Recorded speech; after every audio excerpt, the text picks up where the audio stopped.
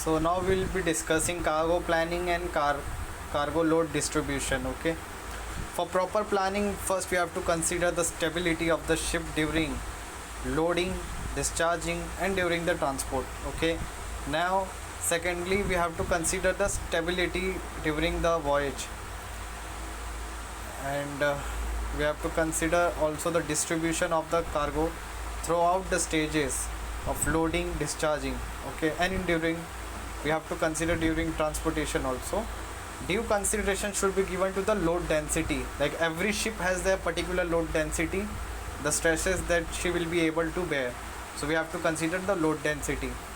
Then loading should not be overstress any part of the vessel. Okay, now poor distribution may lead to damage to the part of a ship, and there will be a chance of loss of ships. Now we have to consider the cargo lashing points according to the cargo securing manual, and we are also considered the slackness of the tanks, like and if any tank is slack, then there will be a FSC. If we complete tank fully, load fully, then there will be a no FSC. Now protection of cargo, we have to hold preparation, then comes under this part only.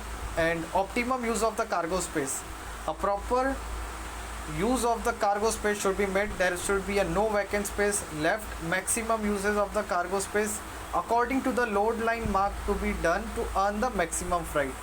Now minimizing port stay, since if the ship as at port stay is for a longer time, then charter has to pay a lot's money, so we have to avoid that. We have to complete our paperwork earlier as possible, and palletized cargo may be pre-slung to reduce the port time.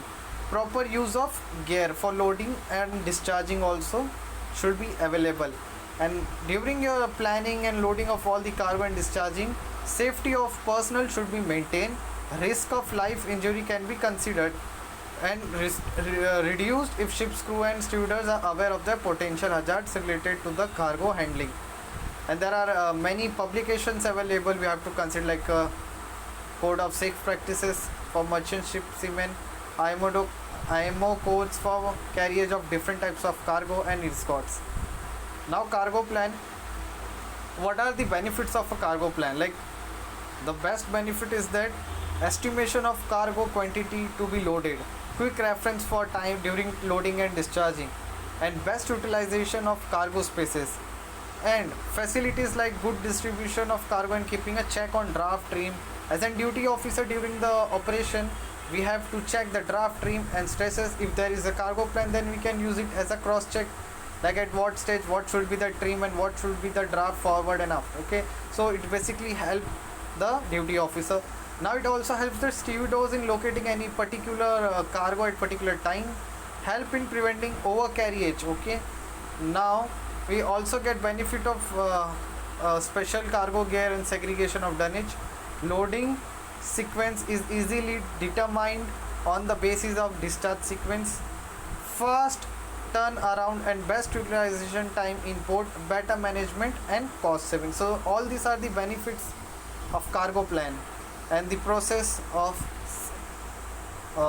loading and discharging, like what all points we have to consider. Again we will revise, like the stability of the ship, distribution of the cargo, considering the load density. Okay, and